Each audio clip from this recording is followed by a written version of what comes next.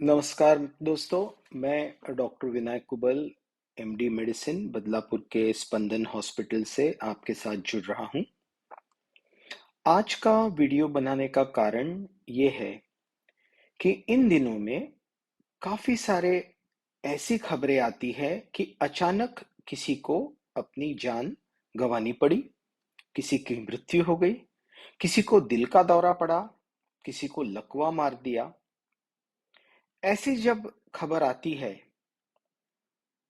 वो हमारी फैमिली से हो या हमारे अड़ोस पड़ोस से हो, हमारे ऑफिस से हो, बहुत सारी मानसिक दुविधा में लोग पड़ जाते हैं कि अरे अचानक से क्या हो गया। कल तक तो ये व्यक्ति सही चल रही थी, कुछ ज्यादा परेशानी में नहीं थी, कोई दवा भी तो नहीं चल रही थी, तो फिर ऐसे अचानक से क्या हो गया।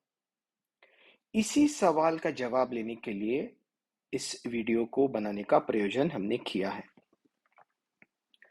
बहुत सारी ऐसी बीमारियां होती हैं जिसे हम सब क्लिनिकल बीमारियां कहते हैं, जहां पे बहुत सारी कठिनाइयां या सिम्टम्स, परेशानियां पेशेंट्स को नहीं होती और इसके चलते पेशेंट को नहीं समझ में आता कि उन्हें कुछ बीमारी लगी हुई है या कुछ परेशानियां शुरू हो चुकी हैं। तो कैसी है ये बीमारियां जो कोई तकलीफ शुरुआत में नहीं देती, और ऐसी बीमारियों को ही हम सब क्लिनिकल कहते हैं क्योंकि उसके क्लिनिकल सिम्टम्स नहीं होते। जैसे कि डायबिटीज हो या प्री डायबिटीज हो, ब्लड प्रेशर बढ़ता हुआ हो, थायराइड की समस्या हो, ऑटोनॉमिक नर्वस सिस्टम डिजीजेस हो, कुछ खून की बीमारियां हो, कुछ खून के नसों की बीमारियां हैं, कुछ मेटाबॉलिक प्रॉब्लम्स हो, कुछ जेनेटिक प्रॉब्लम्स हो, कुछ कोविड से लेके हो, कुछ लॉन्ग कोविड से लेके हो। लिस्ट तो बहुत ही लंबी चौड़ी होगी। तो क्या करना चाहिए? सबसे पहले तो अगर आपके रोजाना के व्यवहार में आपको कोई भी चेंज नजर आती हो, कहीं आप ज्यादा थक रहे हो, कहीं ज्यादा बाल झड़ रहे हो, थोड़ी सी थकावट लगती है, दम लगता हो, चक्कर आते हो, इनके ऊपर कृपा करके ध्यान दें। इनको निग्लेक्ट ना करें, क्योंकि यही सब चीजें होते रहते हैं और हमें इसका महत्व नहीं समझता। कुछ टेस्ट ऐसी होती हैं जिसे करवाना बहुत जरूरी है अगर आपकी आयु 30, 35 या 40 या उससे आगे है, और अगर आपका वजन बढ़ा हुआ हो, अगर आप स्मोक करते हो या ड्रिंक करते हो, अगर आपको बहुत सारा स्ट्रेस हो, फिर भी ये टेस्ट आपको करवा लेने चाहिए।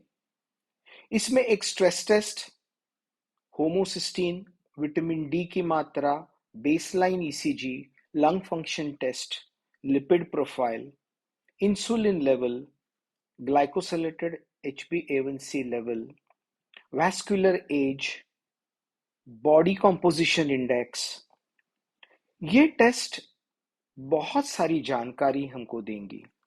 इसके साथ में अगर ऑटोनॉमिक नर्वस सिस्टम टेस्टिंग भी करवा लें तो हमें और इंफॉर्मेशन मिल पाएगी कि कहीं हमारी जो स्थिति है वो पटरी से उतर तो नहीं गई, कोई बीमारी की शुरुआत तो नहीं हुई। और अगर इनमें से कुछ चीजें हमें शुरुआत से पता चलती है तो डेफिनेटली हम उसका अच्छी तरह से ख्याल रख सकेंगे। हमारे रिस्क फैक्टर्स हमें अगर पता चलते हैं तो उनके ऊपर हमको ध्यान देना है। खास करके प्री डायबिटीज हो या होमोसिस्टीन बढ़ने की मात्रा हो या ब्लड प्रेशर बढ़ता हो और हमें कोई शिकायत नहीं है, तो इसका मतलब ये नहीं है कि प्रॉब्लम्स आगे चलकर नहीं आएंगे। तो कृपा करके इन छोटी मोटी तकलीफों पर जरूर ध्यान दें, अपनी टेस्ट करवाएं, और आप इस माहौल में कोई बीमारी का शिकार तो नहीं बन रहे ना, इसकी जानकारी आप अवश्य लें। और आपके डॉक्टर को ये रिपोर्ट दिखा के या डॉक्टर से ये रिपोर्ट्स करवा के उनकी सलाह जरूर लें। धन्यवाद। नमस्कार दोस्तों, मैं doctor Vinayak Kubal, MD medicine, Badlapur के स्पंदन हॉस्पिटल से आपके साथ जुड़ रहा हूं। आज का वीडियो बनाने का कारण ये है कि इन दिनों में काफी सारे ऐसी खबरें आती है कि अचानक किसी को अपनी जान गंवानी पड़ी, किसी की मृत्यु हो गई, किसी को दिल का दौरा पड़ा, किसी को लकवा मार दिया। ऐसी जब खबर आती है, वो हमारी फैमिली से हो या हमारे अड़ोस पड़ोस से हो, हमारे ऑफिस से हो, बहुत सारी मानसिक दुविधा में लोग पड़ जाते हैं कि अरे अचानक से क्या हो गया, कल तक तो ये व्यक्ति सही चल रही थी, कुछ ज्यादा परेशानी में नहीं थी, कोई दवा भी तो नहीं चल रही थी, तो फिर ऐसे अचानक से क्या हो गया। इसी सवाल का जवाब लेने के लिए इस वीडियो को बनाने का प्रयोजन हमने किया है। बहुत सारी ऐसी बीमारियां होती हैं जिसे हम सब क्लिनिकल बीमारियां कहते हैं, जहां पे बहुत सारी कठिनाइयां या सिम्टम्स, परेशानियां पेशेंट्स को नहीं होती और इसके चलते पेशेंट को नहीं समझ में आता कि उन्हें कुछ बीमारी लगी हुई है या कुछ परेशानियां शुरू हो चुकी हैं। तो कैसी है ये बीमारियां जो कोई तकलीफ शुरुआत में नहीं देती, और ऐसी बीमारियों को ही हम सब क्लिनिकल कहते हैं क्योंकि उसके क्लिनिकल सिम्टम्स नहीं होते। जैसे कि डायबिटीज हो या प्री डायबिटीज हो, ब्लड प्रेशर बढ़ता हुआ हो, थायराइड की समस्या हो, ऑटोनॉमिक नर्वस सिस्टम डिजीजेस हो, कुछ खून की बीमारियां हो, कुछ खून के नसों की बीमारियां हैं, कुछ मेटाबॉलिक प्रॉब्लम्स हो, कुछ जेनेटिक प्रॉब्लम्स हो, कुछ कोविड से लेके हो, कुछ लॉन्ग कोविड से लेके हो। लिस्ट तो बहुत ही लंबी चौड़ी होगी। तो क्या करना चाहिए? सबसे पहले तो अगर आपके रोजाना के व्यवहार में आपको कोई भी चेंज नजर आती हो, कहीं आप ज्यादा थक रहे हो, कहीं ज्यादा बाल झड़ रहे हो, थोड़ी सी थकावट लगती है, दम लगता हो, चक्कर आते हो,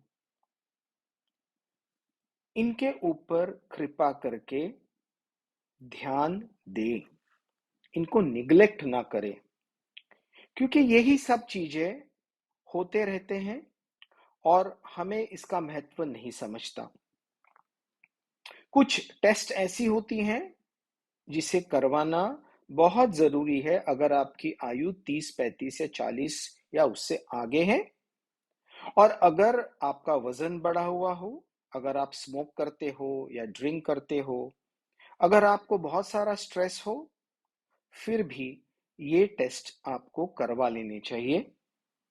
इसमें एक stress test, homocysteine, vitamin D की मात्रा, baseline ECG, lung function test, lipid profile, insulin level, glycosylated HbA1c level, vascular age, body composition index, ये टेस्ट बहुत सारी जानकारी हमको देंगी।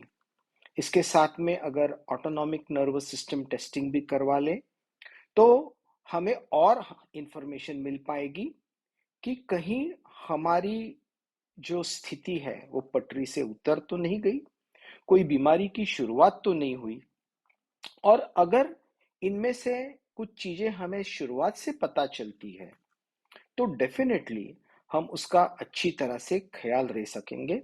हमारे रिस्क फैक्टर्स हमें अगर पता चलते हैं तो उनके ऊपर हमको ध्यान देना है।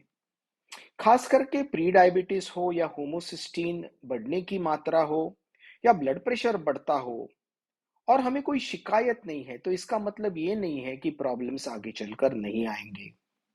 तो कृपा करके इन छोटी मोटी तकलीफों पर जरूर ध्यान दें। अपनी टेस्ट करवाएं और आप इस माहौल में कोई बीमारी का शिकार तो नहीं बन रहे ना, इसकी जानकारी आप अवश्य लें और आपके डॉक्टर को ये रिपोर्ट दिखा के या डॉक्टर से ये रिपोर्ट्स करवा के उनकी सलाह जरूर लें। धन्यवाद।